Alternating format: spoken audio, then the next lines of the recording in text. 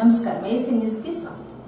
మాజీ ముఖ్యమంత్రి వైఎస్ జగన్ పై విద్యుత్ శాఖ మంత్రి గుట్టుపాటి రవికుమార్ తీవ్ర స్థాయిలో మండిపడ్డారు।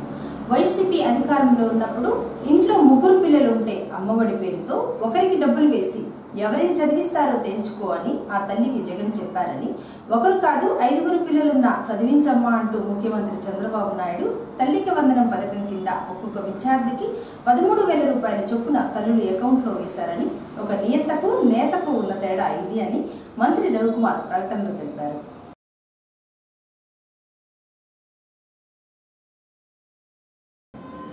జూలై 7వ తేదీన ఎంఆర్పీఎస్ ఆవిర్భావ దినోత్సవం సందర్భంగా ఒంగోలులో మాదిగ మహామేళా ఏర్పాటు చేశారని, అద్దెంకి నియోజకవర్గం నుంచి ఎంఆర్పీఎస్ నాయకులు, మాదిగ ఉద్యోగులు అధిక సంఖ్యలో తరలి రావాలని ఎంఆర్పీఎస్ వ్యవస్థాపకులు ఉసురుపాటి బ్రహ్మయ్య మాదిగ పిలుపునిచ్చారు। అద్దెంకి పట్టణంలోని అంబేద్కర్ భవనంలో మాదిగ మహామేళాకు సంబంధించిన కరపత్రాలను బ్రహ్మయ్య మాదిగ, చిరంజీవి మాదిగ, ఎంఆర్పీఎస్ నాయకులు కలిసి ఆవిష్కరణ చేశారు।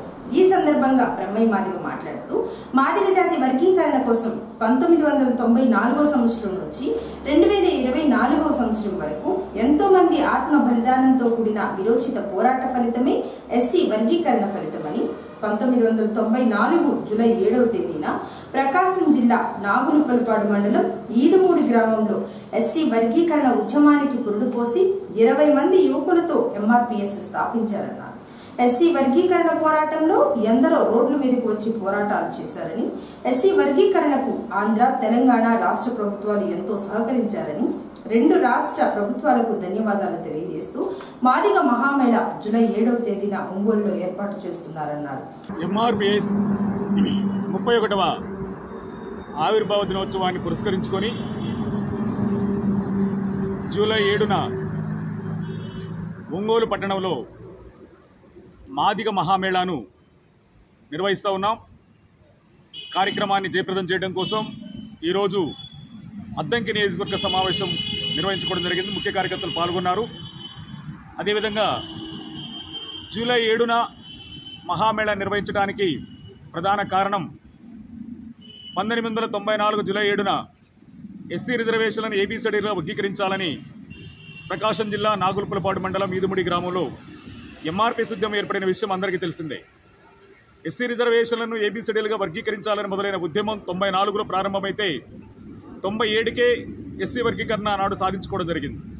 కొన్ని సాంకేతిక కారణాలతో హైకోర్టులో కొట్టివేయబడినటువంటి అంశాన్ని మళ్ళా తిరిగి ఈనాడు ముఖ్యమంత్రిగా ఉండబడినటువంటి చంద్రబాబు నాయుడు గారే ఆనాడు ముఖ్యమంత్రిగా ఉన్నాడు కనుక ఆయన మళ్ళా గవర్నర్ ఆర్డినెన్స్ తీసుకొచ్చి ఆర్డినెన్స్కి రాష్ట్రపతి ఆమోదంతో 1994 నుండి 2004 వరకు వర్గీకరణ అమలైన విషయాన్ని మేము గుర్తు చేస్తూ ఉన్నాం।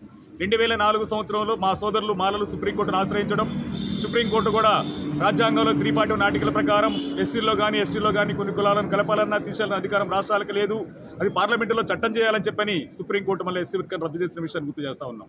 2004లో వర్గీకరణ రద్దయిన నుంచి నాటి నుండి నేటి వరకు పార్లమెంటులో చట్టం చేయాలని మేము పోరాటం చేస్తున్న పంజాబ్లో ప్రభుత్వం మాత్రం 2004లో వర్గీకరణ ఆంధ్రప్రదేశ్లో రద్దయిన తర్వాత అప్పటికే అమలవుతున్న పంజాబ్ రాష్ట్రంలో కూడా వర్గీకరణ రద్దు కావడం జరుగుతుంది।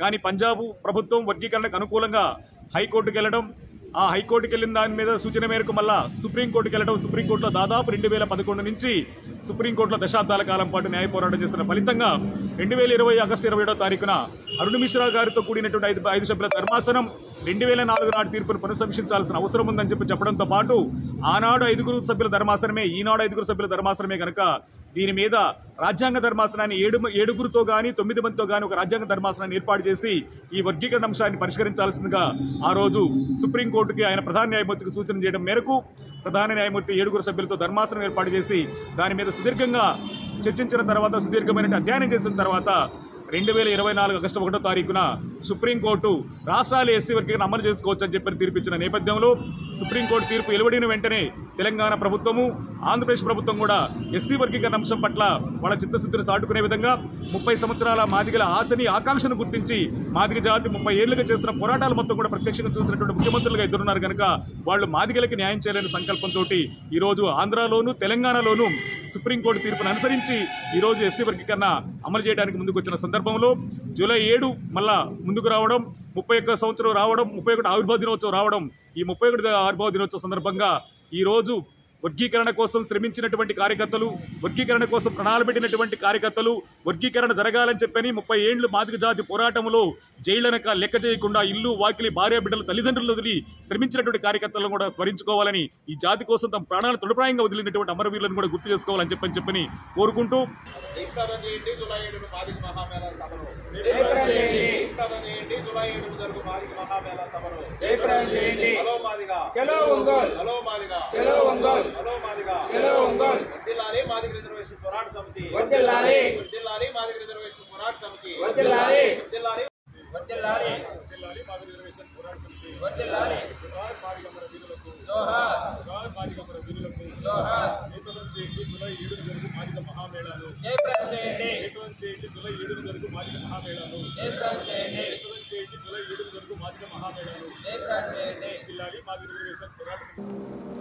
అద్దంకి మండలం మణికేశ్వరం గ్రామంలో ఉపాధి హామీ పథకానికి సంబంధించి సచివాలయంలో సామాజిక తనిఖీ గ్రామ సభను ఏర్పాటు చేయగా ఆడిట్ టీంతో పాటు అద్దంకి కోరిసపాడు మండలాల ఏపీఓలు కోటేశ్వరి, గాయత్రిలు పాల్గొన్నారు. 2024-25 ఆర్థిక సంవత్సరానికి సంబంధించి ఎన్ఆర్జేసీ ద్వారా చేసిన పనుల గురించి ఆడిట్ బృందం గ్రామ సభలో ప్రవేశపెట్టారు. ఆడిట్ బృందం గ్రామ సభలో తెలిపిన పనులు చేశారో లేదో కూలీలను అడిగి తెలుసుకున్నారు. ఈ సందర్భంగా ఏపీఓ కోటేశ్వరి మాట్లాడుతూ అద్దంకి మండలంలోని 26 గ్రామ పంచాయతీలలో 2024-25 ఆర్థిక సంవత్సరానికి సంబంధించి గ్రామాలలో ఎన్ఆర్జేసీ ద్వారా జరిగిన పనులు గ్రామ సభ నిర్వహిస్తున్నారని, 16వ తేదీన పేరాయిపాలెం, దేనుకొండ, 17వ తేదీన ఉప్పలపాడు, 18వ తేదీన వెంపరాల, చక్రాయపాలెం, గోపాలపురం, కలవకూరు, వేలమూరిపాడు, 19వ తేదీన నాగులపాడు గ్రామంలో గ్రామ సభలు జరుగుతాయని ఏపీఓ చెప్పారు. 21వ తేదీన అద్దంకి ఎంపీడీఓ కార్యాలయంలో ఎన్ఆర్జేసీ పీడీ ఆధ్వర్యంలో ప్రజావేదిక జరుగుతుందని, అభ్యంతరాలు ఉంటే తెలియజేయవచ్చని ఏపీఓ తెలిపారు. నేను ఏపీఓ ఎన్ఆర్జేఎస్ అద్దంకి అండి.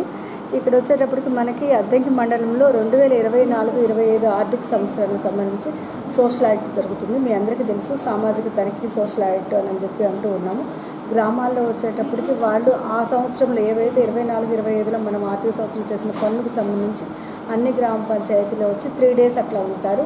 ఉండి మొత్తం కూడా మనం చేసినట్టు పనులు, కాలువలు, చెరువులు, కుంటలు ఏవైతే చేసామో అవి, హౌసింగ్, ఇంటికి సంబంధించి మనం 90 mandates అవి, అదేవిధంగా పిఆర్కి సంబంధించిన వర్క్స్, అన్ని వర్క్స్ వాళ్ళు చూస్తారండి. అదేవిధంగా డోర్ టు డోర్ వెరిఫికేషన్ చేస్తారు, జాబ్ కార్డ్స్ వెరిఫై చేస్తారు. చేసి ఎంత మందికి ఎక్కడెక్కడ పనిచేశారు, ఇంత డబ్బులు పడ్డాయి, వచ్చినాయా లేదా అని కూడా అడగటం జరుగుతుంది. ఆ విధంగా మన మండలంలో ఉన్నటువంటి 26 గ్రామ పంచాయతీలో జరుగుతుందండి. ఇది ఆల్రెడీ గ్రామ సభలు కూడా మొత్తం స్టార్ట్ అయింది. గ్రామ సభలు కూడా 10వ తారీఖు నుంచి స్టార్ట్ అయినాయండి. 16వ తారీఖులో వచ్చేటప్పుడు పేరాయిపాలెం, దేనంకొండ ఉందండి. 17వ తారీఖు ఉప్పలపాడు ఉందండి. 18వ తారీఖు వెంపరాల, చక్రాయపాలెము, కలవకూరు, గోపాలపురము, రామాయపాలెం, వేలమూరిపాడు 18వ తారీఖు ఉన్నాయండి. లాస్ట్గా వచ్చేటప్పటికి 19వ తారీఖు నాగులపాడు ఉందండి. ఈ మొత్తం గ్రామ సభలన్నీ అయిపోయిన తర్వాత వీటికి సంబంధించి ఒక 2 days ఇంకేదన్నా అక్కడ ఏమైనా సబ్మిట్ చేయాల్సినవి అలాంటివి ఉన్నట్లేదు కనుక ఒక 2 days గ్యాప్స్తో 21వ తారీఖు ఇక్కడ ప్రజావేదిక నిర్వహించడం జరుగుతుంది. దానికి సంబంధించి వచ్చేటప్పటికి అందరికీ కూడా మళ్ళీ ఒకసారి ఇంటిమేషన్ ఇవ్వడం జరుగుతుంది. 26 గ్రామ పంచాయతీలో జరిగినటువంటి ఆడిట్కి సంబంధించిన రిపోర్ట్ అంతా కూడా ప్రజావేదికలో చదివి వినిపించడం జరుగుతుంది. దానికి సంబంధించి పీడీ గారు, అదేవిధంగా డిస్ట్రిక్ట్ నుంచి కొంతమంది ఆఫీసర్స్ అందరూ కూడా అటెండ్ అవుతూ ఉంటారు. అట్లాగే మీరు ఏదైనా చెప్పుకోవాలనుకున్నా కూడా ఆ రోజు ఈ ప్రజావేదికకి అందరూ కూడా రావచ్చు. అలాగే కూడా ఇప్పుడు ప్రతి గ్రామ పంచాయతీలు కూడా పనులు జరుగుతున్నాయండి. అందరూ దయచేసి పనులు ఉపయోగించుకోవటం వల్ల మీకు ఇంకా నెక్స్ట్ వర్షాలు పడినట్లయితే కనుక మీ 100 days మీరు ఉపయోగించుకోలేకపోతారు. ఇప్పటికే దాదాపు మనకి జూన్ వచ్చేసింది. మధ్యలో ఒక మే నెలలో వచ్చేటప్పుడు వర్షాలు పడటం వల్ల కొన్ని రోజులు మనకు వేస్ట్ అయిపోయినాయి. డబ్బులు ప్రాబ్లం అయితే లేదండి. డబ్బులు ఆల్రెడీ రిలీజ్ చేశారు సెంట్రల్ గవర్నమెంట్ నుంచి. అవి కొంచెం ఒక 4-5 రోజుల్లో మీకు అడ్జస్ట్ అవుతాయి. అందరికీ కూడా డబ్బులు వస్తాయండి. ఎలాంటి ఒక రూపాయి కూడా మీకు ఇబ్బంది లేదు. దయచేసి అందరూ కూడా ప్రతి ఒక్కరు కూడా పనికొచ్చి ఉపాధి పని చేసుకోవాల్సిందిగా తెలియజేస్తున్నానండి. Thank you all of you.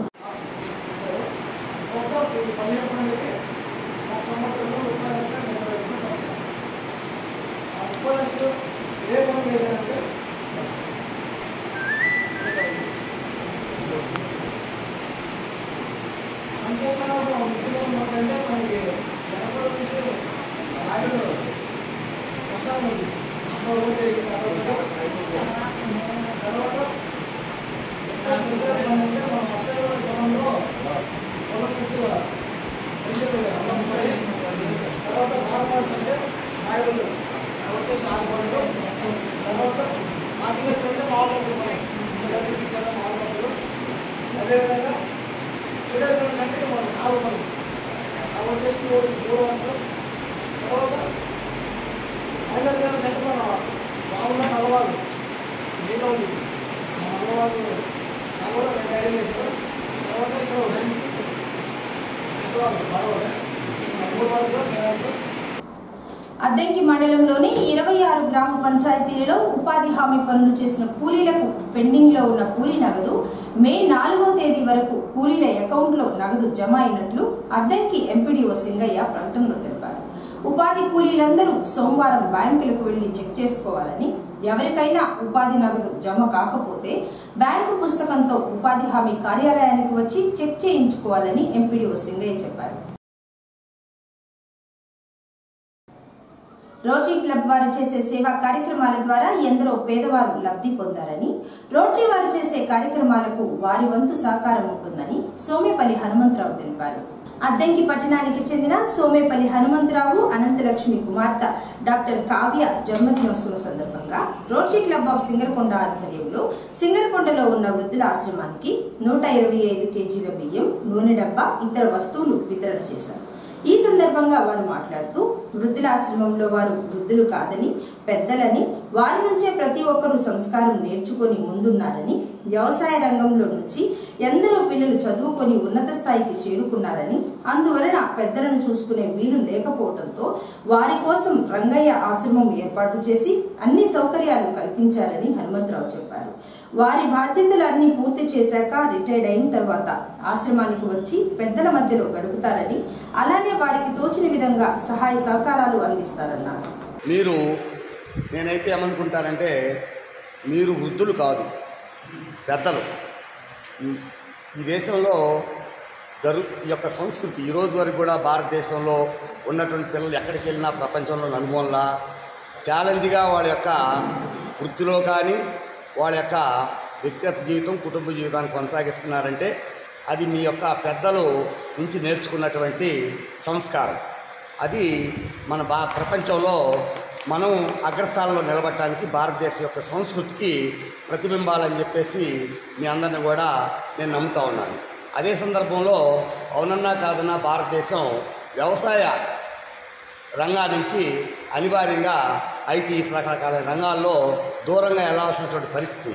ఆ రీత్యా పిల్లలు మన దగ్గర లేనటువంటి పరిస్థితుల్లో ఒక పుణ్యక్షేత్రమైనటువంటి ప్రసన్నాంజనేయ స్వామి సన్నిధిలో మనం ఈ విధంగా అందరూ కలిసి ఉంటున్నటువంటి దాన్ని మనం పిల్లలు మా దగ్గర లేరనేటువంటి ఎలాంటి కొరత లేకుండా ఇక్కడ ఈ యొక్క కార్యక్రమాన్ని ఈ విధమైనటువంటి మంచి వసతుల్లో నిర్వహిస్తున్నటువంటి రంగయ్య గారికి ముందుగా నా యొక్క నమస్కారాలు.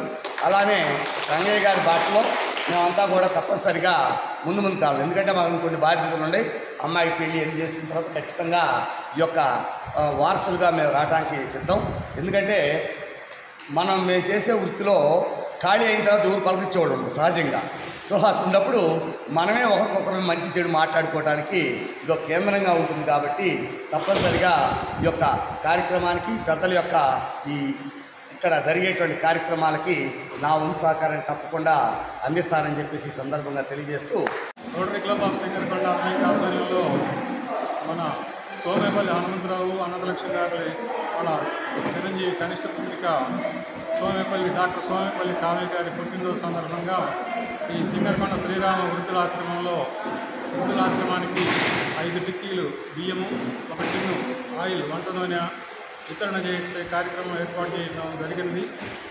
ఈ సందర్భంగా ఆ చిరంజీవి కావ్యకు శుభాకాంక్షలు తెలియజేస్తూ నిండు నూరేళ్లు ఇలాంటి పుట్టినరోజులు ఎన్నో జరుపుకొని జీవితంలో ఉన్నత శిఖరాలను అధిరోహించి హాయిగా కొనసాగాలని రోటరీ క్లబ్ తరఫున కోరుకుంటున్నాం. ఈ కార్యక్రమం ఇచ్చినందుకు మా మిత్రులు సోమేపల్లి హనుమంతరావు గారికి శుభాకాంక్షలు, అభినందనలు తెలియజేస్తున్నాము. హనుమంతరావు గారు ఇటువంటి ఎన్నో గొప్పదానాలు గతంలో కూడా చేసి ఉన్నారు. ఈసారి రోటరీ క్లబ్ తరఫున చేయమని అడిగినందుకు మేము వారికి కృతజ్ఞతలు తెలియజేస్తున్నాను. వీరయ్య గారు ఒక 2 నెలల్లో దీని మంచి చెడ్డలు తర్వాత ఏంటంటే ఈ తర్వాత దీన్ని సక్రమంగా జరిపేవాళ్ళు కావాలి. ఒక సంస్థ కానీ ఏదైనా ఒక పరిపాలనా వ్యవహారంలో కానీ ఏదైతే స్థానికంగా కానీ ఏదైనా ఒక సంస్థ జరగాలంటే స్వార్థం లేకుండా త్యాగబుద్ధితో సేవ చేసేవాళ్ళు కావాలా, నిజాయితీ ఉండాలా, అబద్ధం ఆడకూడదు, దీని సొమ్ము దాకని వాళ్ళు కావాలా. అది ఉంటేనే ఇది జరుగుతూ ఉంటుంది. కాబట్టి నాకు కూడా వయసు ఎక్కువైపోయి కొంత అంత స్పీడ్గా యాక్టివిటీ తగ్గింది కాబట్టి తప్పుడు వీరయ్య గారు దీని తర్వాత అన్ని విషయాల్లో కలగజేసుకొని దీన్ని ముందుకు నడిపిస్తారని ఈ సభాముఖంగా నేను తెలియపరుస్తున్నాను.